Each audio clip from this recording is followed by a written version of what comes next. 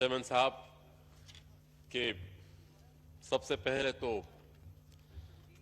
آج موقع ملا ہمیں، اور اس سے پہلے اس بات کا بھی شکریہ ادا کرتے ہیں کہ کم از کم اس اجلاس کے لیے تو بلایا گیا، ورنہ کورونا سے ریلیٹڈ اب تک جتنے بھی پارلیمنٹری پارٹیز یا مختلف میٹنگز ہو چکے ہیں، چاہے حکومت کی طرف سے ہو یا اپوزیشن کی طرف سے بلائے گئے ہوں، اس میں ہمیں بلانے کی زحمت نہیں کی گئی۔ ہم سب سے پہلے تو ان تمام ہیلتھ ورکرز کو، جتنا بھی پیرامیڈک سٹاف ہے، جتنے بھی ڈاکٹرز ہیں جو فرنٹ لائن پہ لڑ رہے ہیں اس وبا کے ساتھ، سب سے پہلے ان کو سلوٹ پیش کرتے ہیں، خراج تحسین پیش کرتے ہیں کہ اتنے خطرے کے ماحول میں بھی وہ اپنے جان ہتھیلی پہ رکھ کر اس کا مقابلہ کر رہے ہیں اور عوام کو تحفظ دے رہے ہیں۔ ساتھ ہی ساتھ جتنے بھی ہمارے کولیگز اس اسمبلی میں جو شکار ہوئے ہیں کورونا وائرس کا، منیر اور اکزئی صاحب وہ ریکور ہو چکے ہیں، گل ظفر صاحب اور محبوب شاہ صاحب، اور اگر کوئی ہو نام میں بھول گیا ہوں تو معذرت خواہ ہوں، تو ان کی جلد از جلد صحت یابی کے لیے بھی ہم دعا گو ہیں۔ جناب چیئرمین، بنیادی طور پر تفصیلی بات ہو چکی ہے، تقریباً بار بار ریپیٹ کرنے کی ضرورت بھی نہیں ہے، وہی باتیں ریپیٹ ہو رہی ہیں۔ اسپیسیفکلی میں لاک ڈاؤن پر زور ڈالنے کی کوشش کروں گا کہ لاک ڈاؤن سب سے اوپر سمارٹ لاک ڈاؤن، یہ ایک ایسی اصطلاح تھی کہ جب ہم یہ جو لا انفورسمنٹ ایجنسیز پولیس والوں سے ملتے تھے تو وہ بھی کہتے تھے کہ ہمیں سمجھ نہیں آتی کہ یہ سمارٹ لاک ڈاؤن کیا ہوتا ہے، یا لاک ڈاؤن بتائے تو خود کیا چیز ہوتی ہے۔ جو جتنے بھی عرصے تک یہ لاک ڈاؤن وہاں پر ابھی تک اب تو ختم ہو گیا ہے، لیکن جب تک یہ لاک ڈاؤن امپوز تھا، میرے خیال میں وہ رزلٹ نکلے نہیں ہے، وہ فائدہ ہوا نہیں ہے، وہ مقاصد حاصل نہیں کر سکے جس کے لیے وہ لاک ڈاؤن امپوز کیا گیا تھا۔ کیونکہ پارشل لاک ڈاؤن تھا تو ہمیں یہ سمجھ نہیں آ رہی تھی کہ چند دکانات کو بند کر کے لوگوں کو جمع غفیر اپنے صبح کی، تو میں جب تک جہاں میں گما ہوں مجھے تو وہی روٹین کے معاملات نظر آ رہے تھے، تو وہ کنٹینمنٹ اس طریقے سے دیکھنے میں نہیں آئی جس طریقے سے ہونی چاہیے تھی۔ تو میرے خیال میں صرف وہ کاروبار، وہ روزگار لوگوں کے ضائع ہوئے ہیں، باقی وہ فائدہ ہم نے حاصل نہیں کیا کہ ہم اس چیز کو کنٹین کر سکے۔ اب ہم یہاں پر بات کرتے ہیں ساؤتھ کوریا کی، مجھ سے پہلے ہوتی صاحب نے بھی یہ بات کی، پرائم منسٹر صاحب بھی اس کی اگزامپل دیتے ہیں کہ ساؤتھ کوریا میں بھی لاک ڈاؤن امپوز نہیں کیا گیا تھا، انہوں نے کنٹرول کر لیا ہے۔ تو بہت بڑا فرق ہے ہمارا اور ساؤتھ کوریا کے درمیان۔ ساؤتھ کوریا کی جو ٹیسٹنگ کیپیسٹی ہے، چند دن پہلے کی جو فگر ہے میرے ساتھ، تو وہ ہے 12,365 پر ملین، 12,365۔ انہوں نے بالکل کنٹرول بھی کیا، ٹریس بھی کیا، لیکن انہوں نے اتنی بڑی تعداد میں ٹیسٹنگ بھی کی، اور پھر اس طریقے سے جو ٹریسنگ ہوئی اس کے بعد پھر انہوں نے اکارڈنگلی جو پریکاشنری میجرز تھے وہ بھی پھر لیے، اور اس چیز کو پھر انہوں نے ختم بھی کیا ہے۔ لیکن ہمارے ہاں تو سچویشن بالکل ہی الٹی ہے۔ یہ چند دن پہلے کی جو ہمارے ساتھ فگرز ہے، خیبر پختونخوا جو سب سے زیادہ افیکٹڈ صوبہ ہے، جہاں پر سب سے زیادہ ڈیتھس ہوئی ہے، تو وہاں پر 520 ٹیسٹ پر ملین، پنجاب میں 664 ہے، بلوچستان میں 813 ہے، سندھ میں سب سے زیادہ 1274 پر ملین پاپولیشن ہے۔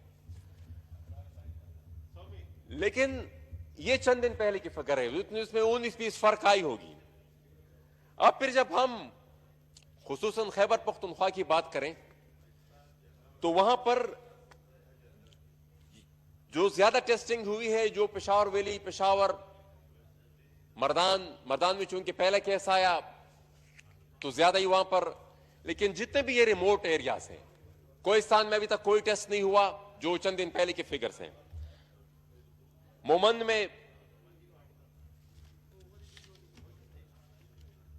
میں چند دن پہلے تک 15 ٹیسٹ ہوئے پر ملین پاپولیشن. ساؤتھ وزیرستان میں 32 ٹیسٹ ہوئے، نارتھ وزیرستان میں 42 ٹیسٹ پر ملین.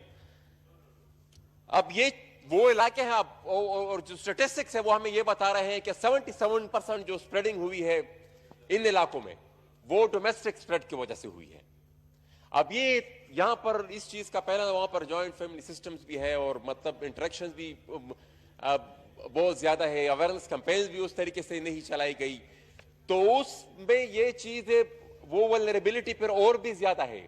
اور ہم یہاں پر جب دیکھ رہے ہیں کہ وہاں پر ٹیسٹنگ کیپیسٹی اس جیسی نہیں ہے جتنی ہونی چاہیے تھی، تو یہ ایک تو یہ ریکمنڈیشن ہے ہماری کہ جتنے بھی ریموٹ ایریاز پورے ملک میں، یہ میں نے اپنے صوبے کے فگرز لیے، شاید تمام سارے صوبوں میں یہی مسئلہ ہو کہ جو کیپٹلز ہے یا جو اربن ایریاز ہیں وہاں پر شاید ٹیسٹنگ زیادہ ہو اور جتنے بھی آپ چلتے جائیں آگے وہاں پر ٹیسٹنگ کیپیسٹی اتنی نہیں ہو. تو جو بھی جتنے بھی ریموٹ ایریا ہیں وہاں پر ٹیسٹنگ کیپیسٹیز کو اپ گریڈ کرنے کی ضرورت ہے. اوورسیز جتنے بھی ہمارے ساتھی ہیں، جتنے بھی ہمارے ملک کے جتنے بھی ہمارے وہاں پر بسنے والے لوگ ہیں، خصوصاً ہمارے لوگ، ہمارے خیبر پختونخوا کے لوگ وہاں پر یہ گلف کنٹریز میں خصوصاً بہت ہی زیادہ ہیں. اور وہ پورا نقشہ مجھ سے پہلے ہوتی صاحب نے کھینچا، میں اور پھر اس کو ریپیٹ کرنے کی وہ نہیں کرتا، لیکن مسئلہ ان کا یہ ہے کہ وہ ایک تو ان کی واپسی کا مسئلہ ہے، وہاں پر وہ جاب لیس ہو چکے ہیں، جو آمدن تھی ان کی وہ بھی ختم ہو چکی ہے.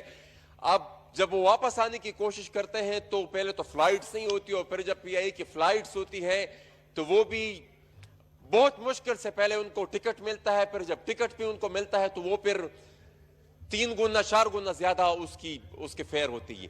تو یہ بھی ایک سجیشن ہے کہ پی آئی اے کے حکام تو ان کو چاہیے تھا کہ سبسیڈائزڈ ریٹس میں فلائٹس بھی بڑھائے اور سبسیڈائز ریٹ میں وہ ان ممالک سے لوگوں کو یہاں پر لے کر بھی آئے، لیکن ہم الٹی چیز دیکھ رہے ہیں کہ سسٹم بالکل الٹا چل رہا ہے. ساتھ ہی ساتھ بہت ہی ضروری چیز جس کی طرف میں اشارہ کرنا چاہتا ہوں، یہاں پر ایجوکیشن منسٹر نے آن لائن کلاسز کی بات کی. داور صاحب چونکہ کافی میں جناب تو وائنڈ اپ کی طرف میں وائنڈ اپ کرتا ہوں. میں نے ایک اور ایشو پہ بھی 2 منٹ بات کرنی ہے، مجھے تھوڑا ٹائم دیجیے گا. میں آن لائن کلاسز کی یہاں پر بات ہوئی، ہماری ایکس فاٹا کے جتنے بھی لوگ ہیں 1-2 ڈسٹرکٹس کو چھوڑ کر ان کے طلباء چیخ رہے ہیں سالوں سے. اور جب سے یہ لاک ڈاؤن ہوا ہے اور آن لائن کلاسز کا وہاں پر آغاز ہوا ہے تو وہ وانا میں احتجاج جاری تھا، نارتھ وزیرستان میں احتجاج ہوا. مطالبہ وہ یہ کر رہے تھے کہ ہمیں 3G اور 4G کی سہولت دی جائے. وہاں پر سیلولر نیٹ ورکس جا چکی ہیں لیکن وہ 3G اور 4G آن نہیں کر رہی.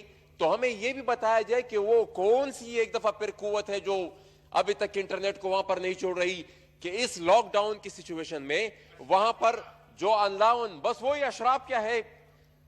اب تو پرائم منسٹر صاحب نے خود ہی نام لے لیا، وہ اشراف کیا، ایک ہی اشراف کیا ہے ملک میں، اس کی طرف میں بھی میں آ رہا ہوں. دوسری چیز جو بہت امپورٹنٹ ہے، میں ایک بہت ضروری ایشو کو ڈسکس کرنا چاہتا ہوں چیئرمین صاحب. چند دن پہلے ہمارے علی وزیر صاحب کا چونکہ کورونا پازیٹیو آ چکا ہے، اللہ ان کو جلد از جلد ریکور کرے، وہ خود آتے تو وہ اس معاملے پر بحث کرتے. ان کے چچا زاد بھائی عارف وزیر، جن کا چند دن پہلے وانا میں ان کو ایک ٹارگٹ کلنگ کے ذریعے ان کو شہید کیا گیا، اور یہ کوئی پہلی شہادت نہیں ہے ان کی فیملی کی. اسی دہشت گردی کی جنگ کے خلاف جو جنگ ہے اس میں وہ 18 شہادتیں دے چکے ہیں.